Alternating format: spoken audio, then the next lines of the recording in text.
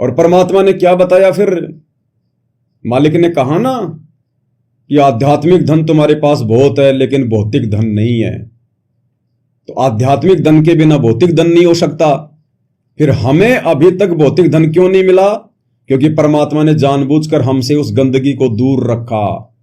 वो भौतिक धन आवश्यकता से ज्यादा जो हमारे भाग्य में था वो तो काल की बेड़ियां हैं, जंजीर हैं। गरीब माया का रस पिया कर हो गए डामाडोल, और ऐसे सतगुरु हम मिले ज्ञान योग दिया खोल। तो परमेश्वर ने उस भौतिक धन के बजाय हमारे को पहले ज्ञान देना उचित समझा, हमें भक्ति देनी उचित समझी, हमारा ज्ञान योग खोलना उचित समझा। और फिर गुरुदेव कह रहे कि धीरे धीरे तुम्हें वो भी मिलेगा। तो अब मिलेगा धीरे धीरे। धीरे धीरे क्यों मिलेगा? परमात्मा तो अचानक से भी दे सकते हैं, एक बार में भी दे सकते हैं। धीरे धीरे क्यों कह रहे हैं?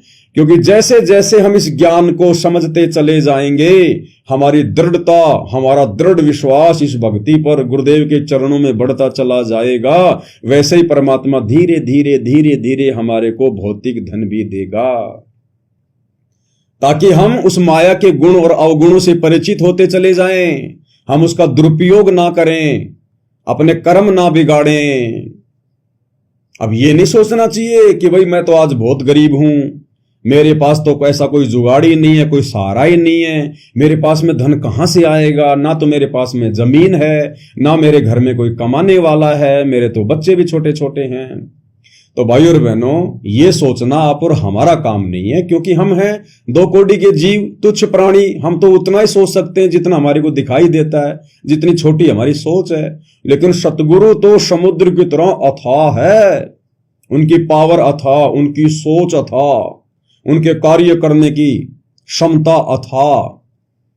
अब भाई और बहनों, जब परमात्मा तैमूर लंग के वहां गए जहां वो भेड़ बकरियां चरा रहा था, और परमेश्वर को दोनों माँ बेटे खाना खिलाने लगे, और बीच बीच में तैमूर लंग की माँ परमात्मा से, गुरुदेव भगवान सतगुरु रामपाल जी परमेश्वर जी से, जो कि जिंदा बाबा के रूप में थे, जब उनसे प्रार्थना करने लगी कि हे महात्मा, हम तो बहुत गरीब हैं, बहुत ही गरीब हैं, बड़ी मुश्किल से खाने दाने का जुगाड़ हो रहा है, कोई आशीर्वाद दे दो, कोई आशीर्वाद दे दो। तो परमात्मा ने खड़े होकर भेड़ बकरियों की जो सांकड़ थी वो हाथ में ली और तैमूर लंग के 7 मारी कमर में। अब उसके बाद तैमूर लंग की मां ने कहा कि महाराज आप ये क्या कर रहे हो, मेरे बच्चे को क्यों मार रहे हो आप? तो गुरुदेव भगवान ने कहा कि मार नहीं रहा, मैंने 7 पीढ़ी राज्य का आशीर्वाद दे दिया, 7 पीढ़ी का राज्य। और परमात्मा अंतर ध्यान हो गए। अब उसके बाद में तैमूर लंग की मां ने सोचा कि ये बाबा तो बिल्कुल ही पागल है, बिल्कुल ही बावड़ा। अंतर ध्यान होने से पहले सोचा कि वो बाबा बावड़ा है, मन ही मन में, कि हमारे सुबह खा लें तो शाम को खाने के लिए रोटी नहीं, कहां से आएगा, क्या करेंगे? और महाराज जी कह रहे हैं कि बेटा मैंने तेरे बेटे को 7 पीढ़ी का राज दे दिया। तो क्या तैमूर लंग की मां को विश्वास हो रहा था कि हम कैसे राजा बनेंगे? गरीब आदमी हैं, लुहार परिवार से हैं, भेड़ बकरियां चराने से भी काम नहीं चल रहा। शाम को तैमूर लंग को अहरन पर चोट मारकर किसी लुहार के वहां पर जो है वो थोड़ा सा और एक्स्ट्रा काम करना पड़ता है, और टाइम करना पड़ रहा है, फिर भी हमारा गुजारा नहीं चल रहा, रहने को ढंग का मकान नहीं हमारे पास में, हमें कहां से 7 पीढ़ी का राज मिल जाएगा? बाबा पागल है। और जब परमात्मा अंतर ध्यान हुए तब उनको चिंता बन गई कि बाबा तो कोई चमत्कारी था। तो भाई और बहनों, विश्वास तो तैमूर लंग की मां को भी नहीं था कि हमें इतना धन कैसे मिल जाएगा, कहां से मिल जाएगा। लेकिन देखो परमात्मा का वचन समय आने पर फलित हुआ। भाई और बहनों, विश्वास तो सेव, सम्मन और नेकी को भी नहीं था, सेव, सम्मन और नेकी को भी नहीं था कि हम जिस हालत में हैं, मणियारे का काम करते हैं, और जिनके घर में अपने सतगुरु को खिलाने के लिए रोटी नहीं, आटा नहीं, चोरी करनी पड़ रही है, क्या वो परिवार, वो भगत परिवार क्या कभी सोच सकता है कि हम कभी धनवान हो सकते हैं? लेकिन परमेश्वर ऐसे ही कार्य करता है जो जनसाधारण की सोच से दूर होते हैं, अलग होते हैं। सतगुरु जो चावे सो कर ही, 14 कोटि दूत यम डर ही। ऊत भूत जम त्रास निवारे, और चित्रगुप्त के कागज फाड़े। ये परमात्मा चित्रगुप्त के लेख मिटा देता है, बदल देता है। भगत के भाग्य में अगर मौत है तो जिंदगी लिख देता है, गरीबी है तो अमीरी लिख देता है। और गुरुदेव ने बताया फिर वो सम्मन जिसके घर में खाने को आटा नहीं हुआ करता था, उसी जन्म में और दिल्ली का 1 नंबर का सेठ बना। 1 नंबर का सेठ, धनी आदमी। कहां से दे दिया भगवान ने? तो आज जितने भी भगत भाई बहन सतगुरु की शरण में हैं, उनकी सेवा में हैं, अगर आप और हमारी स्थिति भी यदि वैसी ही है तो भाई और बहनों ध्यान रखना, परमात्मा वही है। उसके गुणों में, उसकी शक्ति में, उसकी समर्थता में कोई परिवर्तन नहीं है, कोई चेंजमेंट नहीं है। ये वही परमात्मा है जो सतयुग में आए थे, जो त्रेता में नरसिंह का रूप धारण किया था, द्वापर में आए थे, 650 साल पहले आए थे। परमात्मा आज भी हमें वही मिला है सतगुरु रामपाल जी के रूप में। अगर कुछ परिवर्तन हुआ है तो आप और हमारी सोच में, आप और हमारे विश्वास में, परमात्मा में कभी कोई परिवर्तन नहीं होता। तो ये सोचने की हम बिल्कुल भी गलती ना करें कि क्या होगा, कैसे होगा। जैसे गुरुदेव सत्संगों में कहते हैं कि बच्चों आने वाले समय में दुनिया देखा करेगी कि ये संत रामपाल जी के चेले कहां से लाते हैं, कुछ काम धंधा करते हुए दिखाई नहीं देते। और गुरुदेव ने बताया बच्चों तुम्हारे मकान अलग छांट के रख दूंगा, तुम्हारी कोठियां अलग होंगी, दुनिया देखा करेगी, दांतों तले उंगली दबाया करेगी। तुम्हारे रिश्तेदार जो आज तुमको एक मूर्ख सा आदमी समझ के, पागल सा आदमी समझकर ये बन गया भगत। तीसरा दिन होता है उठा के थैला भाग लेता है, ये बन गया भगत। ना ब्याह में जाता, ना शादी में जाता, ना किसी का खाता, ना पीता, सारा दिन पता नहीं क्या सत्साई बोलता रहता है। तो आने वाले समय में वो हमारे रिश्तेदार, वो बड़े बड़े लोग यूं देखा करेंगे इसके घर में आ कहां से रहा है। तो ये वही सतगुरु है, वही परमात्मा है। तो हम भगत भाई बहनों ने अपने विश्वास को कमजोर नहीं पड़ने देना, हमने डगमग नहीं होना।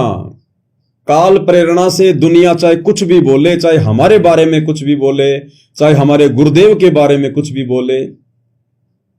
देखो अगर हमारे बारे में कोई कुछ कहता है, कोई गालियां निकालता है, कोई झूठी साची हमारी निंदा चुगली करता है, तो परमात्मा कहते हैं वो तो तुम्हारा मित्र है, मित्र। भगत ने ऐसे व्यक्तियों से कभी भी राग द्वेष नहीं करना चाहिए। जो भगत की निंदा करता है, चुगली करता है, पीठ पीछे उल्टी उल्टी बातें करता है, यदि हमें किसी से सुनने को मिल रही हैं, कोई कहे कि भाई वो आदमी तो तेरे बारे में ये बोलता है कि ये तो बाबा रामपाल का भगत बन गया, फालतू में अपना सत्यानाश करेगा, ये वो और कुछ नहीं, कोई काम का नहीं है, तो किसी के भी मुख से सुनकर निंदा करने वाले के बारे में हमने अपने मन में कोई ईर्ष्या भाव पैदा नहीं करना चाहिए। अपने भाई के समान ही समझना चाहिए, एक भगत ही समझना चाहिए, परमात्मा का बच्चा ही समझना चाहिए। उसके संस्कार माड़े हैं, इसलिए काल उससे इस प्रकार के कुकर्म करवा रहा है। आत्मा तो वो भी भगवान की ही है। न जाने हमने भी कितने जन्मों इसी प्रकार की भूमिका ही निभाई है। हम थोड़ी ना कोई सीधे सीधे रास्ते सतगुरु की जो है शरण में आ गए, भगत बन गए। आप और हमने भी ना जाने कितने जन्मों तक, जब तक हमारे अंदर बीज नहीं पड़ा था भक्ति का, ये ज्ञान समझ में नहीं आया था, और जब जब ये सतगुरु धरती पर आता था और आत्माओं को ज्ञान देता था, नाम देता था, तो हम भी सतगुरु के भक्तों के साथ इसी प्रकार से राग द्वेष किया करते थे, लड़ाई झगड़ा किया करते थे। हम भी ऐसे ही अपने वो कर्म फोड़ा करते थे। ये भूमिका आप और हमने भी निभा रखी है। इसलिए हमने उनको नादान समझकर, बालक समझकर, बुद्धि स्तर पर कमजोर समझकर, चाहे कोई कुछ कमेंट्स में उल्टा सीधा बोले, चाहे आपका रिश्तेदार हो, चाहे यार दोस्त हो, चाहे मित्र हो, चाहे आपका गांव का कोई हो, अगर कुछ भी अगर हमारे बारे में बोलता है उल्टा सीधा, तो हमने तो उसको एक नादान बालक समझकर कि अभी इसकी बुद्धि ठिकाने नहीं है, जैसे मेरी बुद्धि ठिकाने नहीं थी, और जब बुद्धि ठिकाने आ जाएगी तब तो ये भाई माफी मांगेगा, माफी। तो हमने अपने मन में उसके प्रति कोई शत्रु वाला भाव पैदा नहीं करना है, राग द्वेष ईर्ष्या पैदा नहीं करनी। हमने किसी के भी आगे उसकी निंदा चुगली नहीं करनी, उसके बारे में उल्टा सीधा नहीं बोलना है। कोई अगर हमें कहे कि वो ऐसा कह रहा था तो हमने यही कहना, भाई उसके कर्म उसके साथ में, कोई नहीं, उसको ऐसा लग रहा होगा इसलिए बोल दिया होगा, कोई बात नहीं भाई, मुझे तो कोई फर्क नहीं पड़ता। इसलिए हमें परमात्मा कहते हैं कि जा गट हार ना जीत है, ता गट ब्रह्म समाव। जिस घट में, जिस भगत के हृदय में ना कोई जीत की कोई खुशी का भाव है, ना हार की जो है कोई दुख का कोई भाव है, चाहे कोई गालियां दे, चाहे कोई उसकी इज्जत करे, परमात्मा कहते हैं ना, मान अपमान करे क्यों ना कोई। और जो सतगुरु का भगत होता है वो हर स्थिति में समान रहता है, ना तो किसी के मान सम्मान देने से वो गुब्बारे की तरह फूलता है मान बढ़ाई में, और ना किसी के उल्टा सीधा बोलने से उसके ऊपर कोई असर पड़ता है, क्योंकि हम जैसे हैं हमें पता है हम क्या हैं, हम कैसे हैं। तो भगत के ऊपर कोई असर नहीं पड़ता है और ना पड़ना चाहिए। और रोज हमें गुरुदेव भगवान यही तो शिक्षा देते हैं कि एक शत्रु एक मित्र है, भूल पड़ी रे प्राण, और यम की नगरी जाएगा शब्द हमारा मान।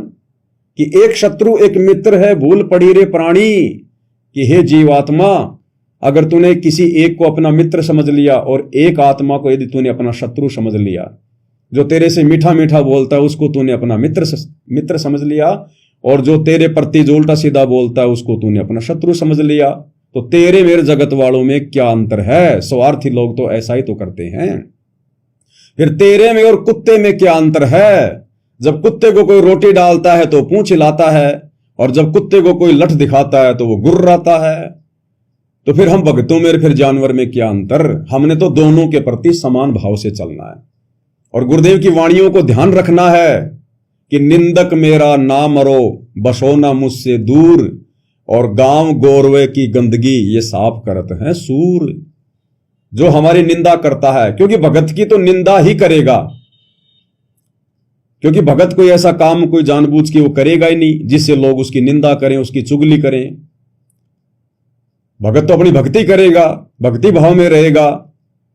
अब काल प्रेरणा से काल ने जिसके कर्म फोड़ने होंगे वो भगत की निंदा चुगली करेगा राग द्वेष करके। तो परमात्मा कहते हैं कि वो राग द्वेष करने वाला वो तो तेरा परम मित्र है। परम मित्र वो तो तेरे पाप कर्मों को हर रहा है, खा रहा है।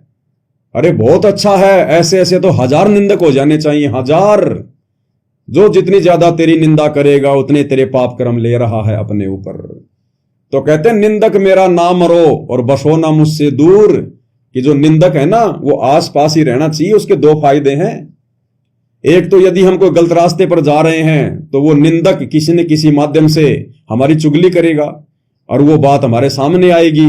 तो यदि हम गलत रास्ते पर हैं, यदि हम कोई गलती कर रहे हैं तो हम उसकी इस प्रकार की बातों को सुनकर अपने जीवन में सुधार कर लेंगे। अन्यथा यदि हम सही चल रहे हैं और वो यदि काल प्रेरणा से निंदा चुगली कर रहा है तो वो तो सूअर का काम कर रहा है, सूअर का। जैसे सूअर गांव के आसपास की गंदगी को साफ कर देता है खा खा के, तो इसी प्रकार फिर व्यर्थ में भगत की निंदा चुगली करने वाला व्यक्ति सूअर की भूमिका निभाता है, भगत के पाप कर्मों को खाता है, पाप कर्मों को बटाता है। तो हमारा तो दोनों स्थिति में लाभ है। तो बताओ फिर हम क्यों से नाराज होंगे, हम क्यों से नाराज होंगे।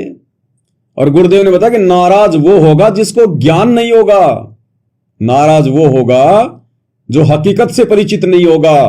उदाहरण दिया गुरुदेव ने कि एक लड़की वो गोरी है, गोरा, उसका गोरा कलर है, और उस लड़की को यदि कोई कह दे ए काली, अगर पीछे से आवाज लगाए कि ए काली सुनना, तो वो लड़की जो गोरी है वो काली नाम सुनकर वो दुखी नहीं होती, वो नाराज नहीं होती। उसको पता है कि मैं तो गोरी हूं और ये तो मुझे प्यार में काली कह रहा है, ये तो मुझे जो है वो चिढ़ाने के लिए काली काली कह रहा है। क्योंकि वो लड़की हकीकत से परिचित है, वो देख रही है कि मैं गोरी हूं, और जो पीछे से आवाज लगा रहा कि ए काली, तो वो नाराज नहीं होती क्योंकि वो हकीकत से परिचित है। और काली लड़की को कोई यदि कह दे वैसे भी भूल से कि ए काली, वो तुरंत नाराज हो जाएगी फिर कि ये मुझे जानबूझ के मेरे ऊपर छीटा कसी कर रहा है, जानबूझ के। तो इसी प्रकार भाइयों और बहनों, जब हमें पता है कि हम सतगुरु के भगत हैं, हम सीधे सीधे रास्ते चल रहे हैं, अपनी भक्ति कर रहे हैं, ना हम किसी के साथ में कोई राग द्वेष करते, ना हम किसी का कोई बुरा चाहते, तो बताओ फिर यदि हमारे बारे में कोई कुछ कहेगा उल्टी सीधी बातें, तो फिर हमें क्यों दर्द होगा, क्यों दुख होगा? दुख उसको होगा जो अभी पूर्णतया भगत नहीं है। दुख उसको होगा जो अभी पूरी तरह अपने गुरु के ज्ञान को आत्मसात नहीं कर पाया। तो इस प्रकार से भाइयों और बहनों, हमने हर प्रकार से इस ज्ञान को आधार बनाकर ही भक्ति मार्ग पर आगे बढ़ते हुए चले जाना है।